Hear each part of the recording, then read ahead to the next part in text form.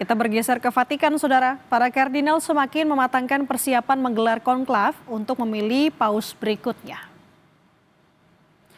Meskipun para kardinal saling tidak mengusulkan diri untuk jabatan paus, mereka tetap harus menentukan calon paus dari sejumlah kardinal yang dianggap memiliki kualitas untuk menjadi paus. Sudah ada sejumlah kardinal yang dianggap layak, Saudara. Para calon paus ini harus menerima setidaknya 2/3 suara dari para kardinal agar bisa berpartisipasi dalam pemungutan suara.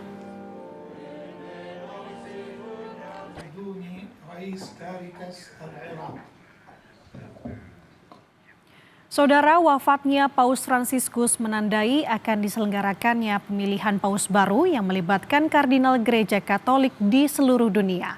Pemilihan pemimpin baru bagi 1,3 miliar umat Katolik dunia itu akan dilakukan secara pemungutan suara dan dalam suasana doa. Umumkan wafatnya Paus pada Senin pagi 21 April. Hampir semua pejabat di kantor Vatikan menyetujui. Para kardinal yang berusia di bawah 80 tahun yang memenuhi syarat untuk memberikan suara. Peraturan saat ini secara teoritis membatasi jumlah pemilih hingga 120. Tetapi Paus seringkali melampaui batas itu.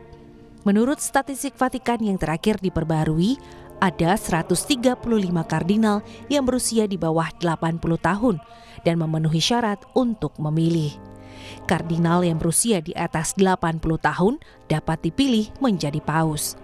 Mereka yang berusia di atas 80 tahun tidak dapat memilih, tetapi dapat berpartisipasi dalam pertemuan prakonklav untuk membahas masalah-masalah gereja.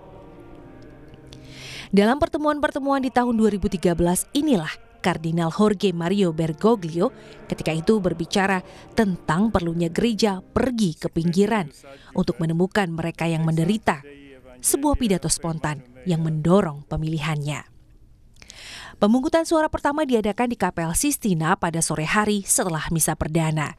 Jika tidak ada paus yang terpilih, selama berhari-hari berikutnya akan diadakan 2 pemungutan suara setiap pagi dan 2 pemungutan suara setiap sore. Surat suara tersebut berupa potongan kertas persegi panjang yang bertuliskan, "Saya memilih sebagai paus tertinggi," dengan spasi untuk nama kandidat. Tulisan itu dalam bahasa Latin. Setiap kardinal menentukan pilihannya, melipat kertas menjadi 2 dan berjalan ke bagian depan kapel. Sambil menyatakan penyertaan Tuhan dalam pilihannya, ia menaruh surat suara di atas nampan dan menuangkannya ke dalam wadah. Setiap nama di kertas dibacakan dan dihitung, lalu hasilnya diumumkan kepada sidang setelah setiap putaran. Jika tidak ada yang memperoleh 2/3 suara yang dibutuhkan, surat suara ditusuk dengan jarum dan benang, kemudian diikat dan ditaruh di atas nampan, lalu putaran pemungutan suara lain dipersiapkan. I think what this conclave is going to be is a referendum on the pontificate of Pope Francis. I mean, he has energized a large part of the Catholic world. Traditionally Christian Europe, which is now extremely secularized, he has not given a lot of, he never gave a lot of attention to during his pontificate. He's tried to decentralize, take away the focus of Rome and look at the peripheries where the church is actually growing, not in Europe where the church is dying. I think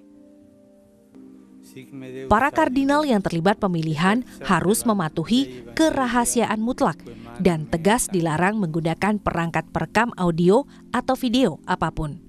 Sanksi